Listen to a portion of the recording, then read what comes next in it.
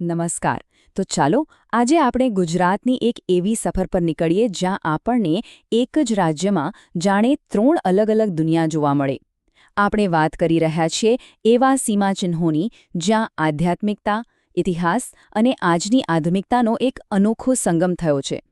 જોઈએ કે આ બધું કેવી રીતે શક્ય બને છે. ખરેખર આ એક બહુ જ રસપ્રદ સવાલ છે નહીં કે એક જ રાજ્યમાં આટલી બધી વિવિધતા કેવી રીતે હોઈ શકે? અને સાચું કહું તો આ જ સવાલ આપણા આખા વિશ્લેષણનો આધાર છે. તો ચાલો ગુજરાતના આ 3 અલગ-અલગ ચહેરાઓને, એના આત્મા, હૃદય અને ધબકારને એક પછી એક નજીકથી જોઈએ. તો આપણી સફરની શરૂઆત કરીએ ગુજરાતના આત્માથી, એટલે કે એની આધ્યાત્મિક ઓળખથી. આ એ ભૂમિ છે જે સદીઓથી શ્રદ્ધા અને આસ્થાનું કેન્દ્ર રહી છે અને આજે પણ લાખો શ્રદ્ધાળુઓ માટે એક સ્વર્ગ સમાન છે. આ આંકડો જુઓ, 2. આ નાનો આંકડો બહુ મોટી વાત કહી જાય છે. આખા ભારતમાં ભગવાન શિવના જે 12 પવિત્ર જ્યોતિર્લિંગ છે એમાંથી પૂરા 2 તો આપણા ગુજરાતમાં જ આવેલા છે. બસ આ એક જ વાત ગુજરાતના આધ્યાત્મિક કદને સાબિત કરવા માટે પૂરતી છે. અહીંયા આપણે એ બંને પવિત્ર શિવધામોને જોઈ શકીએ છીએ. એક બાજુ છે ભવ્ય સોમનાથ, જે ભારતનું પહેલું જ્યોતિર્લિંગ છે અને જેણે કેટલાય ઐતિહાસિક હુમલાઓ સહન કર્યા પછી પણ પોતાની અડીખમ ઓળખ જાળવી રાખી છે. અને બીજી તરફ છે નાગેશ્વર, જે પોતાની એ વિશાળ અને પ્રભાવશાળી શિવ પ્રતિમા માટે જાણીતું છે. જુઓ, અહીં શિવની સાથે શક્તિની ઉપાસનાનું પણ એટલું જ ગજબનું મહત્વ છે. દેશની કુલ 51 શક્તિપીઠોમાંથી 3 શક્તિપીઠો અંબાજી, પાવાગઢ અને બહુચરાજી અહીં ગુજરાતમાં હોવી એ ખરેખર દેવી શક્તિ પરની અતૂટ શ્રદ્ધા દર્શાવે છે. હવે આ સ્લાઇડ ગુજરાતની ધાર્મિક વિવિધતાનું કેટલું સુંદર ચિત્ર રજૂ કરે છે એ જુઓ. કૃષ્ણ ભક્તો માટે દ્વારકાને ડાકોર છે, તો જૈન ધર્મ માટે પાલિતાણા છે, જ્યાં 863થી પણ વધારે મંદિરોનો આખો પહાડ છે, જાણે મંદિરોનું શહેર. અને ગિરનાર, જે તીર્થંકર નેમિનાથની પવિત્ર ભૂમિ છે. દરેક સ્થળની પોતાની એક અલગ જ કહાની છે. અને આ યાદી અહીં અટકતી નથી. આધુનિક સમયનું અદ્ભુત સ્થાપત્ય એટલે અક્ષરધામ. સાળંગપુરની એ વિરાટ પ્રતિમા, પારસીઓ માટે એમનું સૌથી પવિત્ર સ્થળ ઉદવાડા અને ઇસ્લામિક સ્થાપત્યનો અજોડ નમૂનો એટલે સરખેજ રોજો. ખરેખર ગુજરાત સર્વધર્મ સંભાવની જીવતી જાગતી મિસાલ છે. તો ગુજરાતના આધ્યાત્મિક આત્માને અનુભવ્યા પછી હવે સમય છે એના ઐતિહાસિક હૃદયને ધબકતું સાંભળવાનો. આપણે એવા સ્થળોની વાત કરીશું જ્યાં આજે પણ સદીઓ જૂનો ઇતિહાસ ગુંજી રહ્યો છે. 4.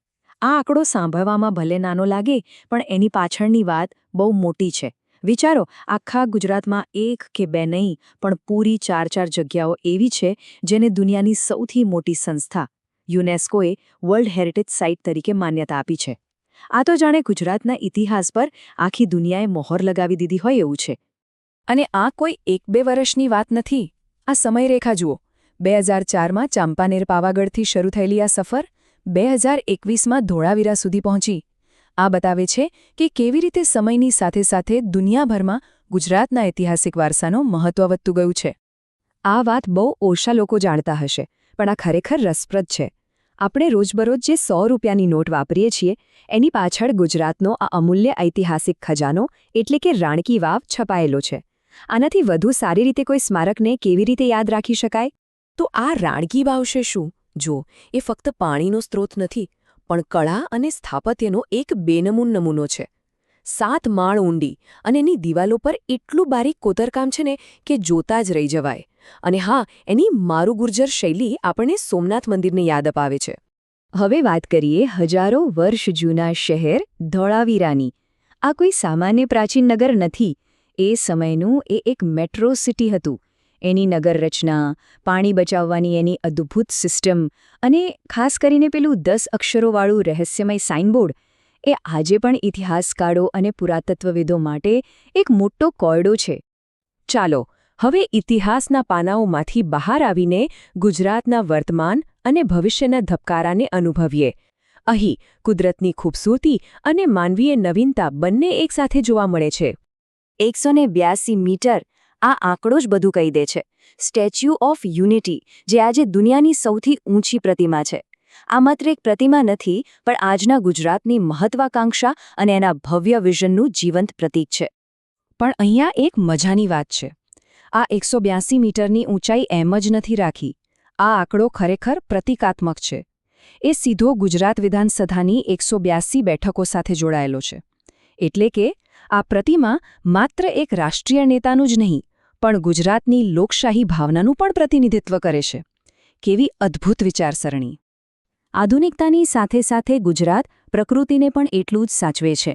એશિયાના સિંહોનું એકમાત્ર ઘર એટલે ગીર, કાળિયાર માટેનું વેળાવદર, દરિયાઈ જીવસૃષ્ટિ માટે ભારતનો પહેલો મરીન નેશનલ પાર્ક અને નળ સરોવર, જે વિદેશી પક્ષીઓ માટે સ્વર્ગ છે. કુદરતી વિવિધતા અહીં ભારોભાર છે. અને આ જ તો ગુજરાતની ખાસિયત છે. એક તરફ ગાઢ જંગલોને કુદરતી સૌંદર્ય છે, તો બીજી જ તરફ તમને વિજ્ઞાન અને ટેકનોલોજીના અત્યાધુનિક કેન્દ્રો પણ જોવા મળશે. આ સંતુલન જ તેને ખાસ બનાવે છે. દાખલા તરીકે અમદાવાદની સાયન્સ સિટીની એક્વોટિક અને રોબોટિક ગેલેરીઓ, ભૂકંપની ભયાવહ યાદોને સાચવીને બેઠેલું ભુજનું સ્મૃતિવન, અને ગાંધીજીના જીવનને 3D ટેકનોલોજીથી જીવંત કરતું દાંડી કુટીર. આ બધા સ્થળો ગુજરાતના પ્રગતિશીલ ચહેરાની સાબિતી છે. અહીં વાત માત્ર જોવાલાયક સ્થળોની નથી, પણ માણવા જેવા અનુભવોની પણ છે. કચ્છના સફેદ રણમાં રણોત્સવનો જાદુઈ માહોલ હોય કે પછી આંતરરાષ્ટ્રીય સ્તરનું બ્લુ ફ્લેગ સર્ટિફિકેટ ધરાવતો શિવલાજપુર બીચ, ગુજરાત પ્રવાસીઓને હંમેશા કંઈક નવું અને અનોખું આપે છે. તો આપણે ગુજરાતના આત્મા, હૃદય અને ધબકાર આ ત્રણેય પાસાઓમાંથી પસાર થયા. અને હવે જ્યારે આપણે આ ત્રણેયને એક સાથે જોઈએ છીએ, ત્યારે ગુજરાતના ભવ્ય અને શાશ્વત વારસાનું એક સંપૂર્ણ ચિત્ર આપણી સામે આવે છે. તો ટૂંકમાં કહીએ તો ગુજરાત કોઈ એક ઓળખમાં સમાઈ શકે એવું નથી. અહીં મંદિરોમાં થતા પવિત્ર મંત્રોચ્ચાર પણ છે, પ્રાચીન ખંડેરોમાં ગૂંજતા ઇતિહાસના પડઘા પણ છે, અને ભવિષ્ય માટેનું એકદમ સ્પષ્ટ અને મજબૂત વિઝન પણ છે. આ બધું મળીને જ ગુજરાતની એક સંપૂર્ણ ગાથા બને છે. અને આ જ વિચાર સાથે આપણે આ વિશ્લેષણ સમાપ્ત કરીએ છીએ. ગુજરાતનો વારસો સતત વધી રહ્યો છે, સતત વિકસી રહ્યો છે. તો સવાલ એ છે કે આટલો ભવ્ય ભૂતકાળ અને આટલો ગતિશીલ વર્તમાન જોયા પછી ગુજરાતની કહાણીમાં હવે પછીનું નવું સીમાચિહ્ન કયું હશે? વિચારવા જેવી વાત છે, નહીં?